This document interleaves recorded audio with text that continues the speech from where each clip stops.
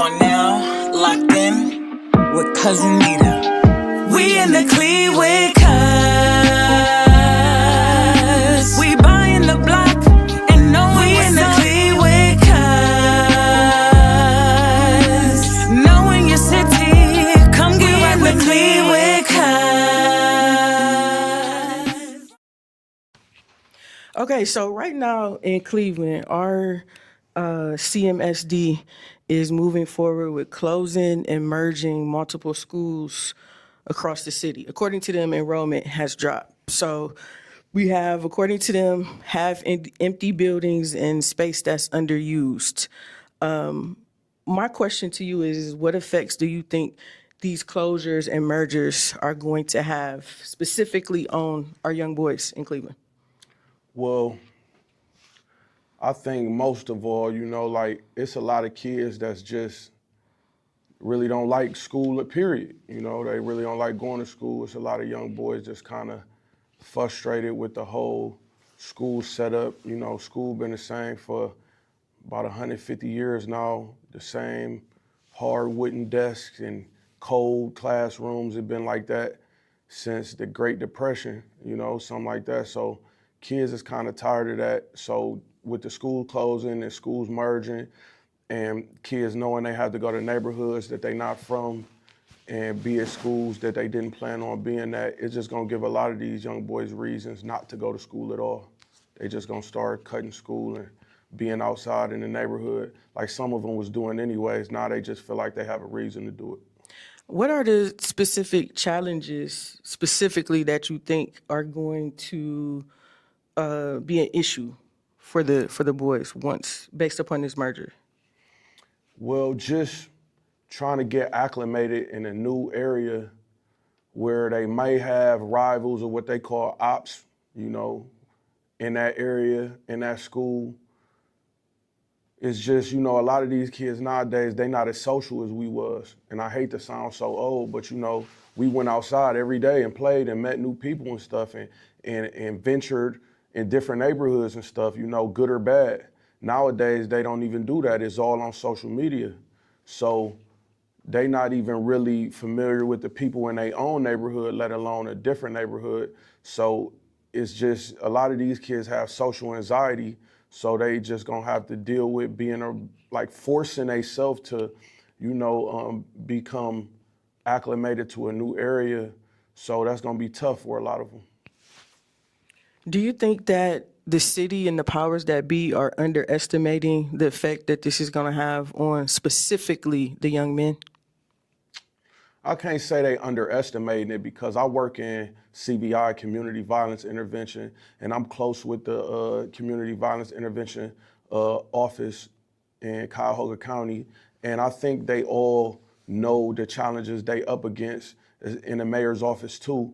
And they working with organizations like Minds the Safety Unit and different organizations like Renounce, Denounce, and Civilians Against Violence and Icons United. We all working together to figure out a plan to where we can get out there to them schools and have guys in the areas to work with the students with programs like Safe Passages and just mentoring and just keeping the kids safe coming in school and leaving out. Yeah, I think that's a good point. That actually is what I was going to ask you next. The importance of relationships and routines, especially when it comes to young men and disrupting that. So talk a little bit more about the importance of mentorship, like how you're saying being actually out in their environment. Talk more about what that mentorship looks like. Well, it's so important because we all know what a mentor is and having a mentor, and it's something we could go out and choose and look for, or it's something that could be created that go and look for the youth and go meet them where they at. So it's like right now, I'm what they would call a community practitioner or a credible messenger. And in the city of Cleveland right now, or in Cuyahoga County, we are in the process of professionalizing that position as a credible messenger or a community practitioner and training the right guys that have lived experience in the community who can come and work with younger guys in the community and be their mentor. It's a fairly new position or like looked at as like a trade in the city, you know, to where it's different programs that's being trained with the right tools that's needed to go into the communities and perform what we need to do to get close to the youth and bring them closer to the positive side of the tracks and, you know, steer them in the right direction. So it's real important that all the organizations in the city work together, and not just the organizations, just the citizens, the community, people that care about the community, that they work together, because as long as the youth see us as adults working together, you know, we're gonna lead by example. Facts. So if we zoom out a little bit from the schools, there's really a bigger situation across the city with our youth in general, and I would say specifically with our young men. When you look at like the overall picture, what would you say is the reality for our young men here in the city of Cleveland right now? It's bleak, you know, it's doom and gloom. These young boys, they don't see a lot of success in Cleveland, you know, like on the national stage, we see the Cavaliers doing their thing.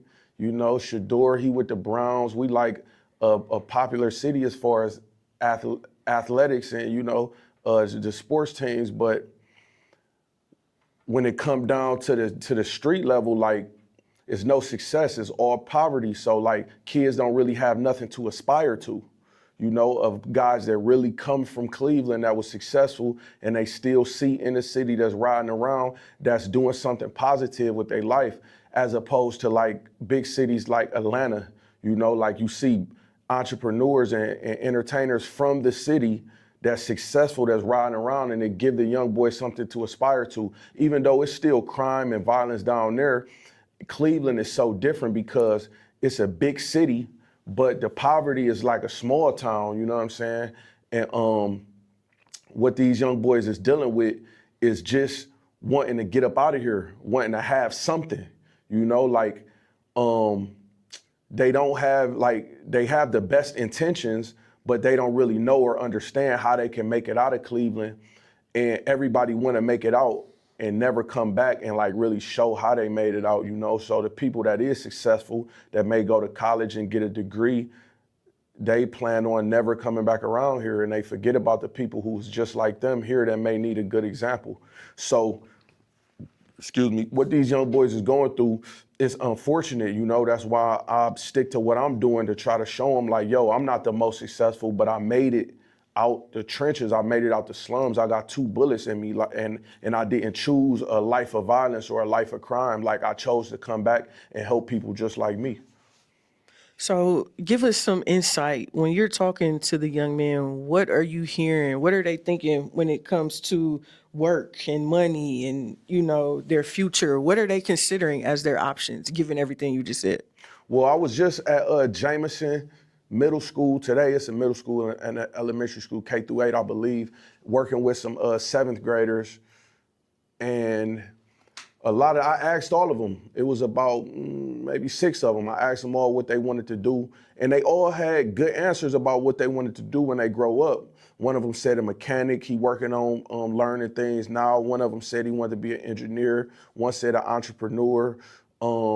I think one said like a graphic designer or something like that. One even said he wanted to be a lawyer, you know, and this is one of the more troubled youths that said he wanted to be a lawyer, and I understood why, you know, because he explained to me, he know people that's in the system and he wanted to be able to help them out. So these young boys, they wanted the same professions that we wanted when we was young, you know, like I expected some of them to say a YouTuber or a streamer, but nah, they were saying real professions, you know, so they still grounded in reality, you know. It's just young boy that said he want to be a lawyer. I don't think he know any lawyers. I don't think he know anybody that went to law school. He don't know about the bar exam. If he did, it would be more of a reality to him, you know? I had to let these boys know that, like, what they want to do, they can really do it if they start teaching themselves and educating themselves now. We at a day and time where they have something that we didn't have when we was young, and that's the internet. They all have a computer in their pocket. So I had to let them know to utilize that and take advantage of that. Don't just lean on school for your education. You got to be able to know how to educate yourself, and that internet is the greatest tool to do that. I like that. Self-education. That's a bar. Yeah. So to that point, how much of a role do you think that social media and pop culture is playing in how we see our young men behaving? It's the majority. It's the majority of the influence in their life. The parents is competing with the internet and social media. These organizations that's being established to combat violence and community, the violence in the community is ran by older people. You know, I feel like I'm an old dude. I just turned 38 the other day, but most of these organizations is ran by people that's older than me, and they don't really understand the impact of the internet. You know, like most of my success for my organization has come from the internet, you know, so I have to always reiterate, like, yo, we got to go to where the kids at, and that's online. You know, these record labels and these hedge funders, whoever funding these rappers and entertainers, they are dumping a bag on these entertainers and rappers to make sure they look good online, you know, because they know the kids is gonna be influenced by that. So it's like the city and the people in the community, these funders and organizations that want to do something about stopping crime and stopping violence with the youth, they got to do the same thing for these community leaders. They got to fund these organizations to make sure we can compete or, you know, combat the rappers and stuff and the influence that they have over the youth. You know, like if they see that's what look like success, they don't care what come with it, whether it's drug use, whether it's violence, they're gonna do whatever they gotta do to be successful if they think that's the route to get success. So yeah, most of the influence is coming from online, social media, Instagram, TikTok. It's unbelievable.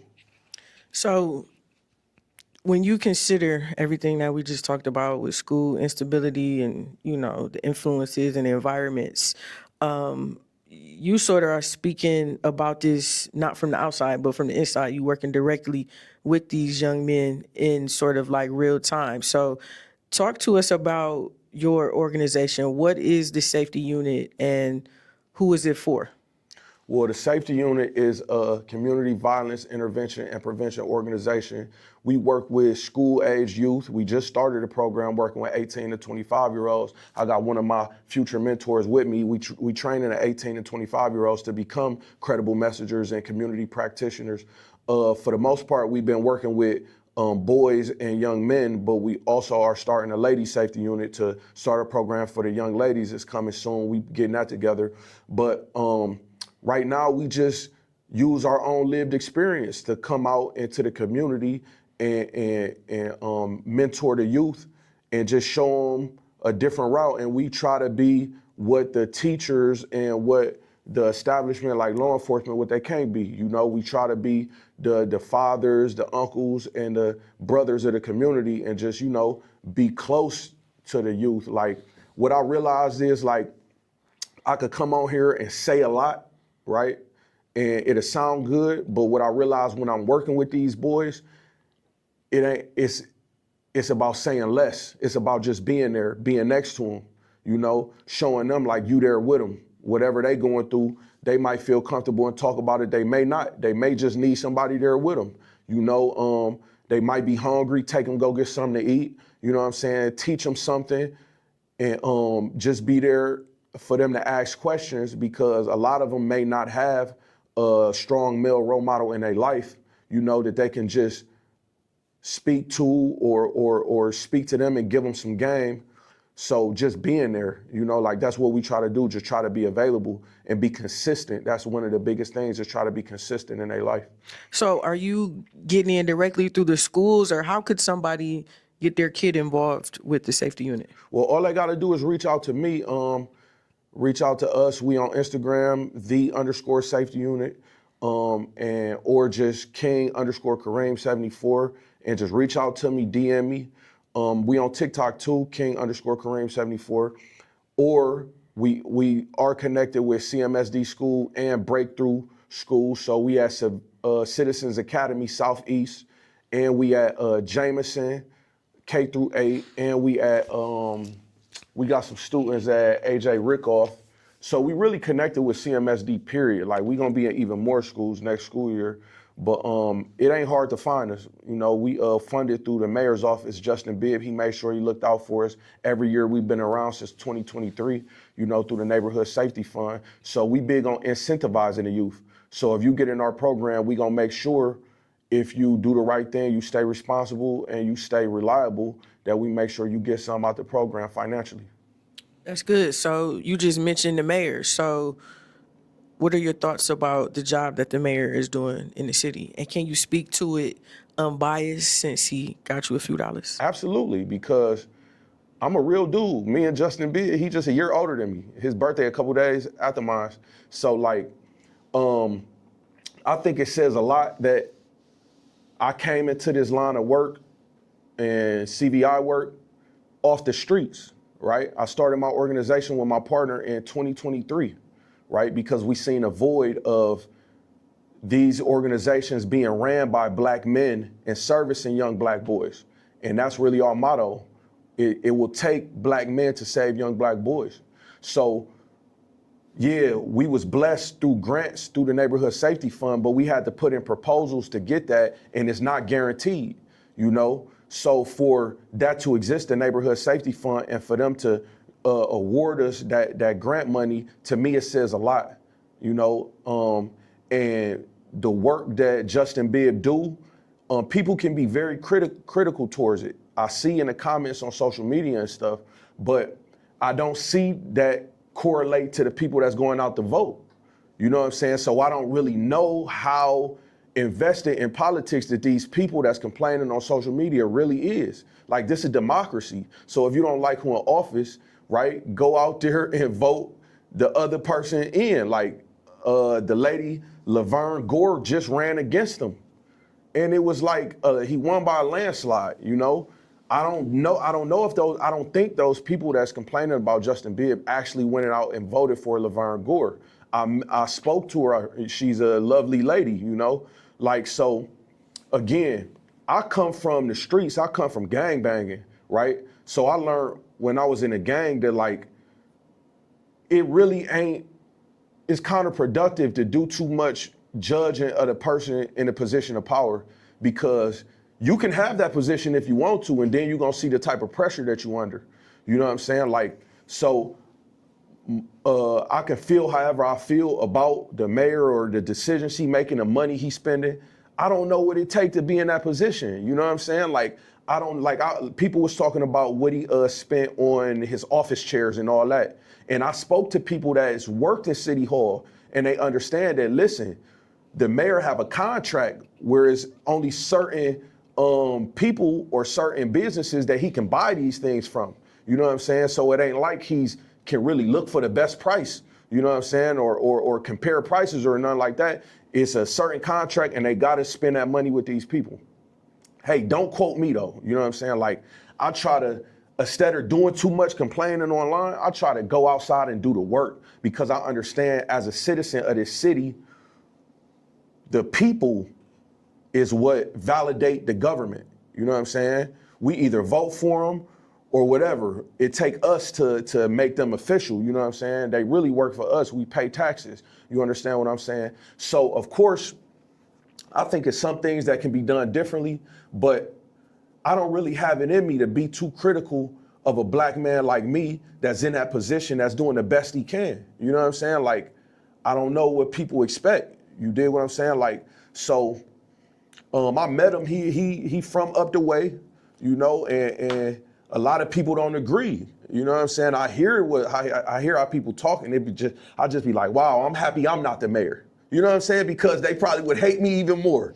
I don't really understand. A lot of the complaints that I hear are so, either, like, I heard about the Browns. He lost the Browns, and I was like, no, he didn't. Yeah. The Browns, Cleveland don't own the Browns. Exactly. That's not our team. Right. Like, I don't think people realize that. I heard about the curtains, and I was thinking, I'm renovating a hotel right now, and curtains cost a lot. Man. That's what they, and not to mention, house. yes, Yeah. commercial curtains, sheer valance, tracks, the whole nine. Yeah. Not to mention, y'all do realize this is not his house. Right. This basically the city's house. So the next mayor and the next mayor, like, they will get to use the curtains and the chair. And if we want to be a progressive, modernized city and attract this and attract that, you can't ask anybody to come in there with it looking like that. It's a lot of deferred maintenance. So I don't ever really, to me, hear any valid. It's I don't real want to say shallow. ever. Yes, It's very. real shallow. Yeah, just very like I don't like you. Yeah, You know what I mean? and then he a young dude, like, I'm sure he was expecting the type of hate that he receiving, you know what I'm saying? Like, when you young and you black in this city, man, it's like, you know, people gonna look for a reason. Yeah. People gonna look for a reason to hate on you, so like, I just try to do my part where I can. Yeah. You know what I'm saying? Like, hey, that's the best you can do. Like, most of the people that's complaining, they ain't doing nothing. What would you know what I'm say saying? about that too? Because I was fighting for my life in the comments one day about voting too. I'm like, y'all all say every time I post something about the mayor, like you have something negative to say, but that can't be, to your point, what the majority is saying because he won like overwhelmingly. Like, so if the people that was in the comments really went out and voted, he wouldn't have got elected. so why don't black men vote? Because we feel like, and I'm gonna speak for black men, I could be wrong, but a lot of us feel like it's already rigged. You know, it's already rigged, and no matter what we go and vote, who we go and vote for, the person that's supposed to be in office is gonna end up in office no matter what. We don't really feel like our vote matter, you know, but I think a lot of people confuse voting on a federal level with voting on a local level. When voting on a local level, you'd be surprised. Like, Cleveland in the 1960s got the first black mayor of a major city voted, and that was predominantly the black community that made that happen.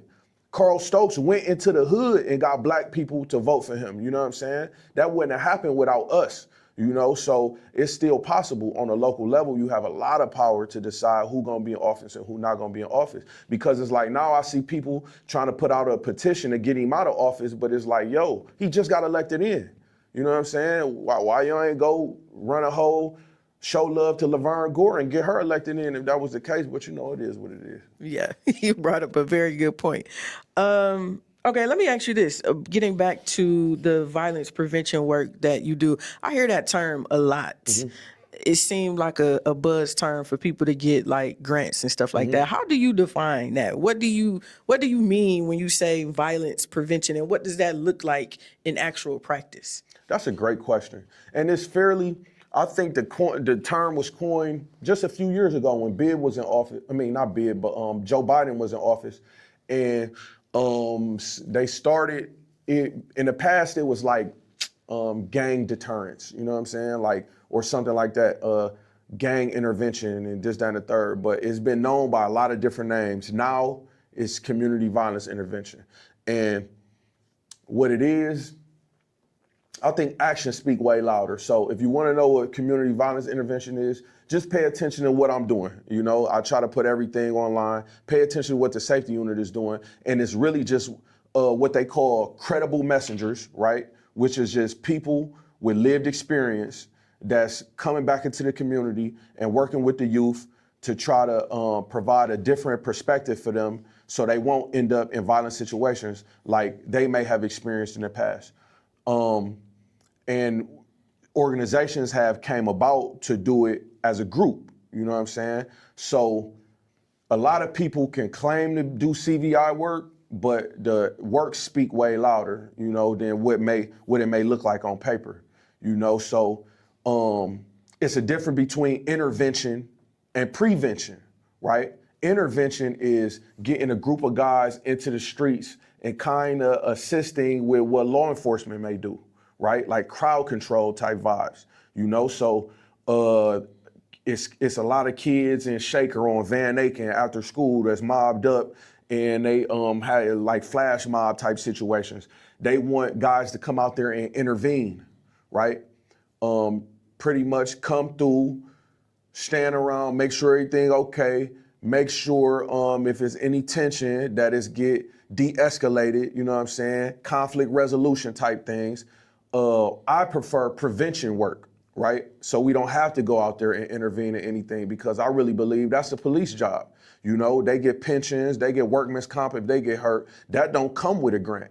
You understand what I'm saying? So I prefer prevention work, and prevention work is going into the schools working with the young boys, elementary school, scenario-based role playing, putting them in situations to teach them conflict resolution or teach them about their emotional intelligence and how to be aware in situations, forgiveness, right? I created a curriculum based around justice versus revenge, right? And I work with the elementary school and the middle school students, and I base it around Marvel and DC comic book characters, right?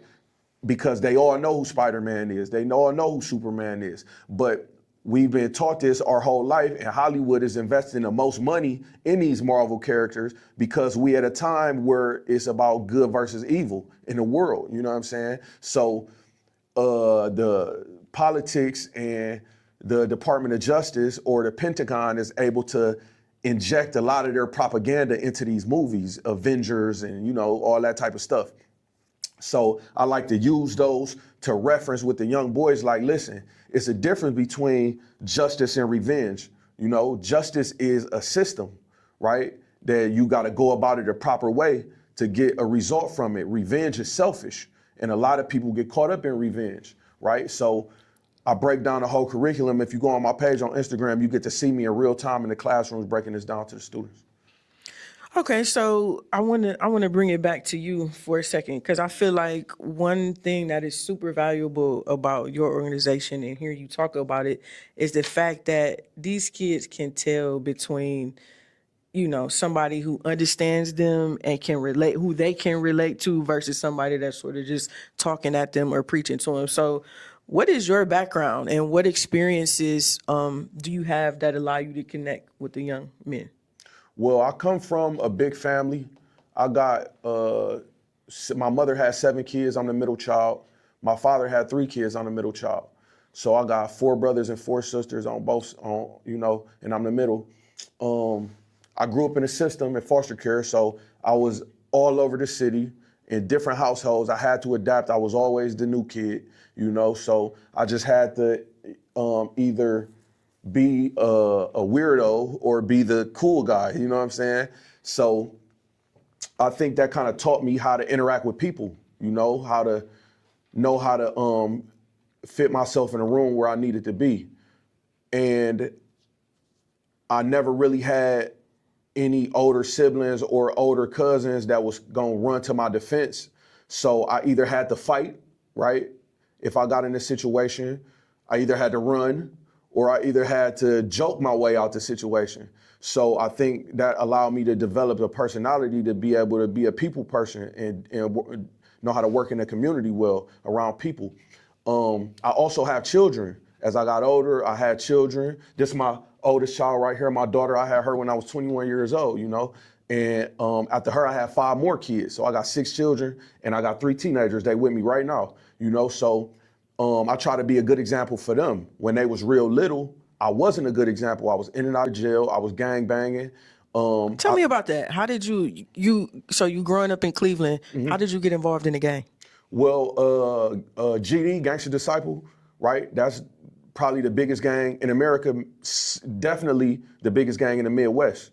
And I was introduced to that as a teenager, and most of my homeboys that I grew up with, they joined, so I did too, right? But the difference between me and them is I kind of hesitated, right? And I think I kind of had some foresight to what I was gonna get into later on in life, but I wanted to research what I can. And it was a show called American Gangster, and the first episode was about Larry Hoover, right? So I sat and I learned about Larry Hoover, and once I learned about how he transitioned from being in the streets to getting into politics with 21st Century Vote, and he was having rallies to get people to register to vote and things of that nature, I was really interested in it because I knew eventually I wanted to do community work even back then. I just didn't know how I would get into it. And this was around a time when the internet was just getting big and we was just learning about secret societies and these different organizations like the Freemasons and stuff like that. And I kind of understood early by like watching the Malcolm X movie and learning about him being a part of the Nation of Islam. And I understand that like if you wanted to elevate in society, the best way to do it is being a part of an organization that will help you elevate in society. So that was my idea of that. I knew I didn't want to go to college. I was turned off from college. I knew I didn't want to be a part of a fraternity, which I knew that was an option too, but I was turned off from that, from just knowing people who was a part of that, and I just didn't feel like that was for me, so, but I knew it was really the same as joining a gang. It was no different, right? I was attracted to the lifestyle of being in the streets, right? So my favorite rapper was Tupac, you know what I'm saying? But not just because he was a dope rapper, but his background and where he came from. And I knew he came from a Black Panther background, and I started to learn about his mother, Afeni Shakur, his stepfather, Mutulu Shakur, and I just started learning more about the Panthers and these different organizations. So it made sense for me to join a gang, as ignorant as that sound, So I moved up in ranks. I wound up going to prison, and I had high rank in the prison. And once I got out, it was really no structure in it. So I fell back from that and just started to live a regular life, got a job, and really started working in factories and stuff like that. Hold up. Because that's not your typical story, right? I mean, most people that join a gang don't just decide, okay, I'm going to stop being in the gang, I'm going to go get a job. Well, it wasn't that simple. It was just like, the thing about gangs in Cleveland, you don't really hear too much about gang violence in Cleveland because Cleveland is neighborhood based. You know what I'm saying? It's about what hood you from. So like being a GD in Chicago is the GDs versus the BDs, or the GDs versus this gang and that gang. So it really ain't it ain't too many rival gangs. Like there's no gang violence. So it's like we the top of the food chain. Like you got the GDs, you got the heartless felons, but that's pretty much prison based. On the streets, it ain't too much structure in it going on, So since it really wasn't no structure, it was like, and then you said I can be candid, right? Yeah. Like, so just being real, like, if you got somebody on the streets in Cleveland and they claim to be a gang member, they probably dealing with some sort of mental illness, or they just a bum, to be real. They just a dirty bum, you know what I'm saying? Because they don't really have nothing going on in their life. And I don't mean bum and disrespectful, just like they at that down point in their life where they look and they trying to be a part of something. They trying to find out their identity. And a lot of black men, we go through that in life. And some of us, we choose to pick up a bandana, be it red, blue, or whatever, and say we a part of this. Even if it's really based all the way in Los Angeles or based all the way in Chicago and we ain't never been there. We don't know nothing about it outside of what we heard from the rappers. You know what I'm saying? Like when I started gang banging, this before Chief Keef and them. So GD and BD wasn't even really that popular yet as it is now as far as with the rappers and stuff. It wasn't no GD rappers when I started gang banging. You know what I'm saying? So it was easy for me to really kind of really stop being a part of it because it was just me and my homeboys for real, like, you know what I'm saying? And then I started looking at the older guys in my city that was GDs and it hit me like, man, I don't want to be like these dudes when I get older. Like, no, I want to have more for myself. Like, and that's no shade to none of them, but it's like I started seeing a lot of arrested development in them. Like, they wasn't moving past, they wasn't growing and developing. And I understood what this really was about, what Larry Hoover really was talking about, right? So that's what I chose to do. So long story short, I kind of just moved away from that as everybody started to do, and just living my own life and trying to be a father to my kids. And, I'm working in different factories, different warehouses, and I realized that wasn't for me either. Like I wasn't meant to be in the back of nobody's warehouse or factory on a tow motor. Like, no shade to nobody who do that, but I always wanted to work with the youth. I always caught myself with my kids and my nieces and nephews around me lecturing them, me talking their ears off, trying to get them the game to avoid what I went through. So at some point in time, I just decided like, yo, I'm gonna get into community work. And a few of my older homies that was gang banging too, right? They had the knowledge to get into community work too. So I started to gravitate towards them, right? And they gave me the game early and I just started to put myself next to people who I seen working in the community. So were you always this well-spoken and this intelligent, or is that post-prison? No, I always been like this. I was raised, like when I was in foster care, I was raised by older people. Right, and I lived with my aunt and uncle for a while. I got an uncle named Ramadan, and he a Vietnam vet, and he also a Muslim, devout Muslim, and he just used to sit me down when I was young and read to me and my brother and just lecture us and talk to us not just when we lived, the 2 years we lived with him, from that point on in life. So anytime I need somebody to talk to, I'll call him. He'd take us fishing or take us out to eat and just give us the game, like the war that's going on with Iraq. He was telling us about this 5 years ago that it was gonna happen. When in 1998, he sat me down and pulled out a dollar bill and broke down the Freemason symbols on the back of it before the internet. You know what I'm saying? So once all of this stuff that's considered conspiracy theories came public, now I was already up on it as a kid, you know? So I was the guy, like if you seen Menace to Society, I was Sharif, right? So while we were sitting around drinking and smoking, I'd get high and want to start preaching, you know what I'm saying? And I would pay attention to some of my homeboys that would sit and really be listening. And it just so happens that me doing this community work, when I got an event, them same homeboys that were sitting listening, they the same ones that's coming out helping me with my events and stuff.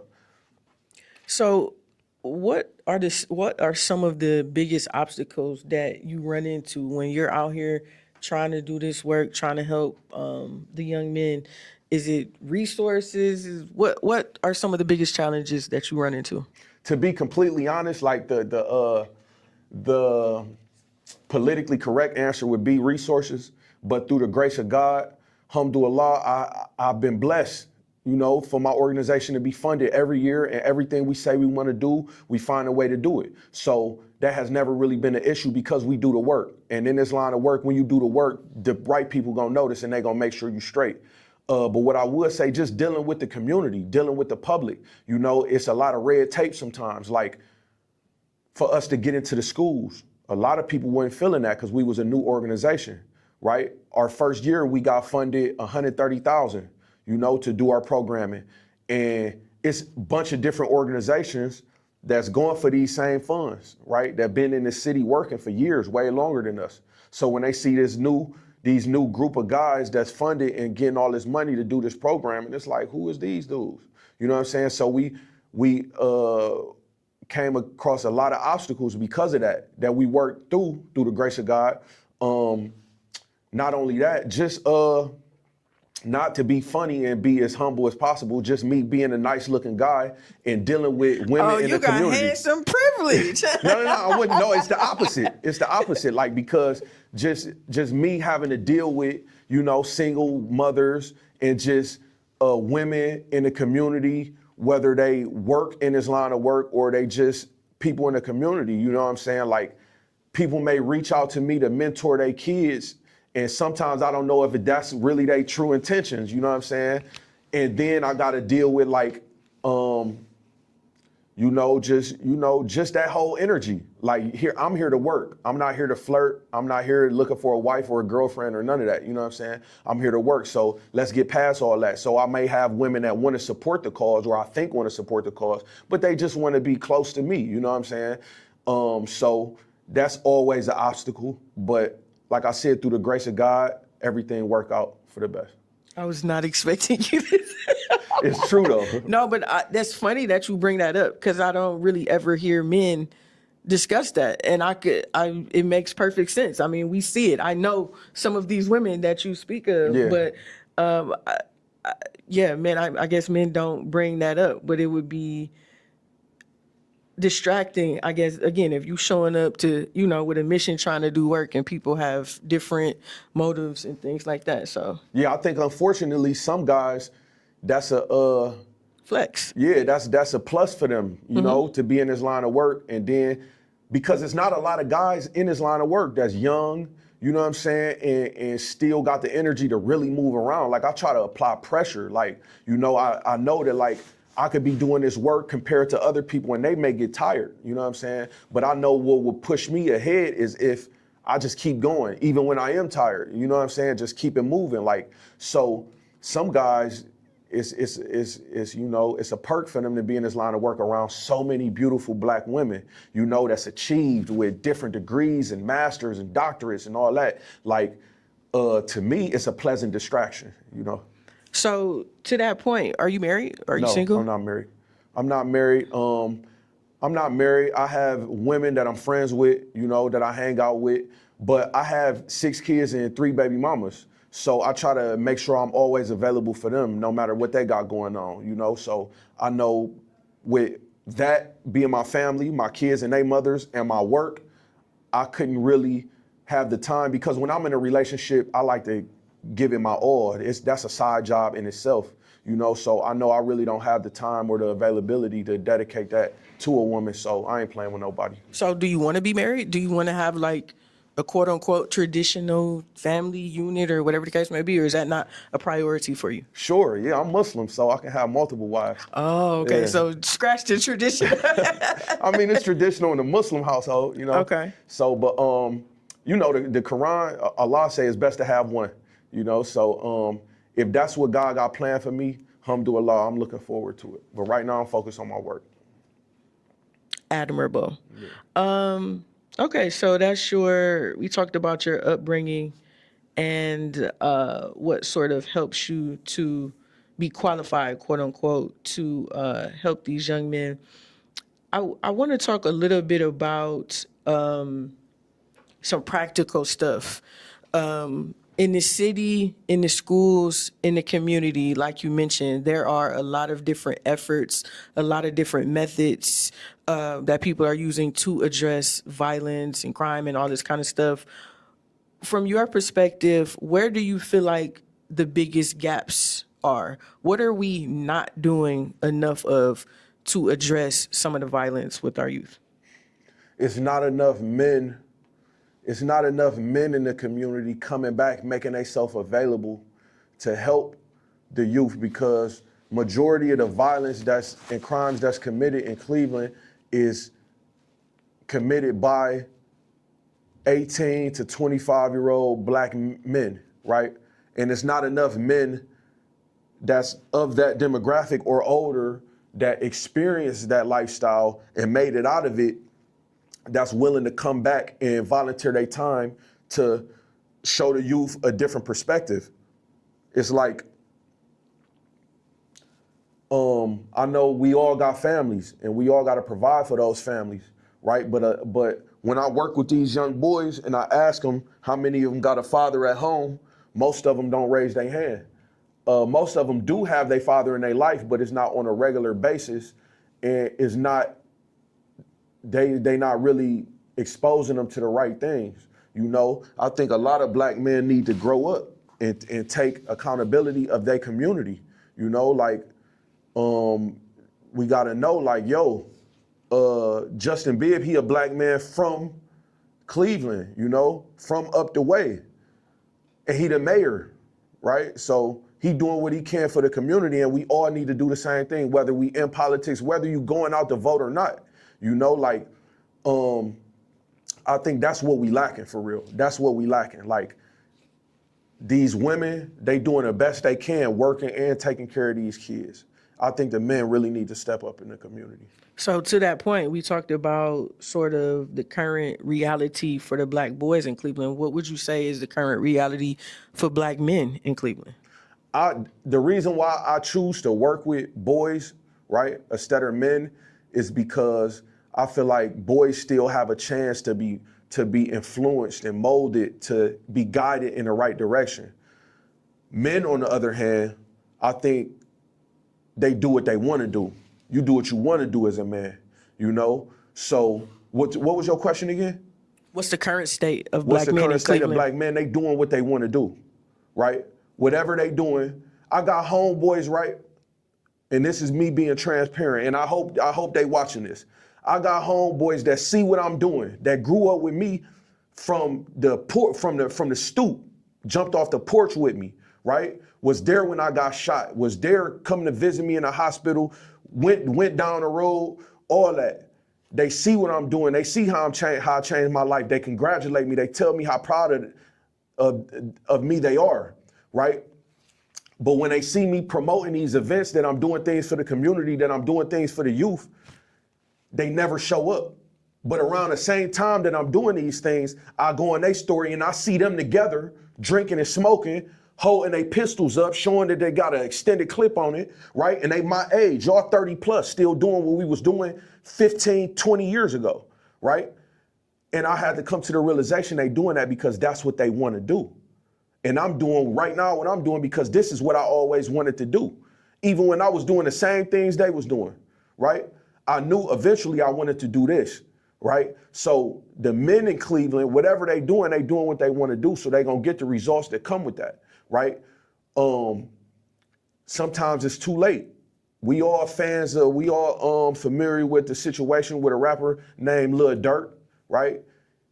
He was sending hits or allegedly doing whatever he was doing. He was rapping about it, so I ain't even gonna say alleged. I'm gonna keep it real. Whatever he was rapping about, I trust and believe that he was doing those things because he wanted us to believe that, right? No matter what he go to court and say, and I ain't trying to convict him, but right now I know he trying to change his life, right? He Muslim, his father Muslim. His father could have did life. That was one of Larry Hoover homeboys.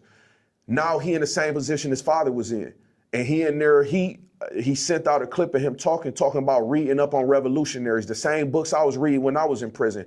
A Taste of Power by Elaine Brown, reading about Huey Newton and Bobby Seale and the different revolutionaries, Fred Hampton. But it's like, don't wait till you go to jail to put a kufi on. You know what I'm saying? Don't wait till you go to jail to want to read about these revolutionaries when you got a computer in your pocket and all this information is privy to you right now. You could change your life. You could sit down and focus the same way you doing in the jail cell. You can do it at your house, right? Do what you got to do. Get your money, come home, read and research and plan yourself a better life. Or you're going to end up in the same situation where you know you're going to end up going. It's just a matter of time. So if you could talk to the black men in Cleveland, what would your specific call to action be for them? We at war right now. We at war. Right now the war is overseas, right? Right now the war is overseas. But when Trump start that draft, right, that he already put in position, when he start that draft and he start trying to send our sons and our daughters to war, then the war gonna come to the States. It's gonna be a civil war because these young boys ain't gonna wanna go, right? They gonna be refusing to go. The war gonna happen here, right? And it don't matter what you going through with your kids' mothers, with your mother, with the women in your family and in the community, they gonna need us. They gonna need us when this war pop off here. So get all that partying and kicking it out your system right now, because as the months go on, it's gonna get realer and realer. Gas gonna go up, groceries going up, everything we need to live is going up, right? And either they gonna have a way with us or we gonna step up and take control of our community. The time is now. What would you say, because I feel like I hear this idea that black men do not feel supported by black women or by their community. Do you feel like that's true? And if so, what can we do to better support the black men in our community? I don't really know if that's even true. I think that's all cap. If black men say they don't feel supported by the black women in the community, that's cap, that's a lie. I don't know, that's just something to fuel the gender wars online. I think it's the other way around. Black men is not doing what it takes to support the black women in the community because it's our responsibility. That's why God made us a little bit bigger, a little bit stronger, you know, to be able to endure a little more physical pressure, right? So we can be able to provide, protect, and care for the black women and the children in the community. And the black men that I come across, the majority that I see, they don't want to grow up, right? They don't want to grow up. They want to live like the rappers. They want to lash out at each other and fight and argue all the time instead of just coming together and building something on our own. So like black men, we need to support each other, right? Of course, we don't feel supported by the black women because why would black women support us? We haven't been supporting them. They've been supported by the government for decades now, right? When they told us we had to leave the house to for the women to get stamps, we cried about it and left instead of coming together and protesting and doing what it takes to change those policies. You understand what I'm saying? So it's like, we need to come together first. And one thing I realized, I get the most support from black women. And I don't think it's because I'm so nice looking, right? It ain't because I got so much money, because I ain't got no money for them, right? I got 6 kids. The last thing they think I got is money to trick on them, but they see how much I care about my community. They see how much I care about my people. So that's what black women want to see. They want to see that we really care about our community and our people, and they'll do anything for us. I agree. I think that's real. So We talked about it a lot today. Yeah, I think so. That was a real conversation. So before I let you go, I got one thing that I ask everybody who comes on the show. You out here in the community doing the work, working directly with our youth and dealing with a number of different situations that, like how you mentioned, a lot of people only talk about, and don't really be about. If you could give the community one ask, one thing that you want people in Cleveland to do, whether it's the parents, men, organizations, just residents in general, what would it be? Get off social media and stop talking about it. I'm gonna take that back. Don't get off social media. Stay on social media, but stop ranting. Turn your camera around. Don't go on the selfie side of the camera and just sit in front of the camera and just rant, right? Have somebody hold the camera while you go out there and do something. In the past couple months, I done did so much for my community based off of what I wanted to do. I've done 2 teen nights, right, where I had teenagers come out, we fed them, we taught them something that they was able to leave with, right? I had a community cleanup on April 22nd on my birthday where I don't even know how many people came out in 3 different neighborhoods that came out and supported and picked up trash for Earth Day. And we doing a community haircut give back, free food, free haircuts for the community next Monday. Ain't no organization or the city didn't have to tell me to come and do this. Me and my homeboys came and we did this together, and we've been doing this, right? We've been doing this, food giveaways and all that. Civilians Against Violence, icons. We all been coming together doing these things. Stop talking and running your mouth in the comment section, right? Get some people together that you know that got a couple dollars to spare, $50 a piece, right? Go to the food bank, go to the grocery store, get some loaves of bread, some essentials, right? And say, we gonna get this to the community, to the people who need it. Come together and do something and put that on social media. Stop just running your mouth. That ain't gonna work. Go outside and actually do something. Go outside and actually do something. Come together with 5 or more people and plan something for your block, right? If it's about watching a game, it's about to be a fight. We about to order the fight and go over here and watch the game and get some wings. We gonna have a card party. We love to come together to drink and get high and party, right? Can we come together and it ain't based off entertainment? It ain't based off us giving all our money to the liquor store, right? To get drunk, because we know what's gonna happen every week as soon as we do that. Such and such gonna end up fighting. Such and such gonna end up talking crazy to such and such girl, and it's gonna be an issue that's gonna carry on the next week to the kick it, right? It's 4 weekends in a month. Leave one of them weekends out for you and your friend group to come together and do something for your community, right? That's the least that can happen. And watch the positive feelings and the blessings that come from that. That's all I'm asking. You and your friend group that come together and kick it every day and meet up at that bar. Stop giving all your money to that bar. Go to the people that own that bar and see what they willing to put in to contribute to doing something for the community. Go to your local gas station or corner store that's owned by foreigners and tell them you doing something for the community. Ask them what they got on it. It's up to y'all. It's our community, y'all. We got to do it. That's a fact. Let them know where they can find you at online. Y'all can find me on Instagram, King_Kareem 74 or the_safety_unit, right, on Instagram, or you can find me on TikTok, King_Kareem 74 on TikTok, or you can find me on YouTube, King Kareem TV. Subscribe. All right, that's a wrap. Appreciate it.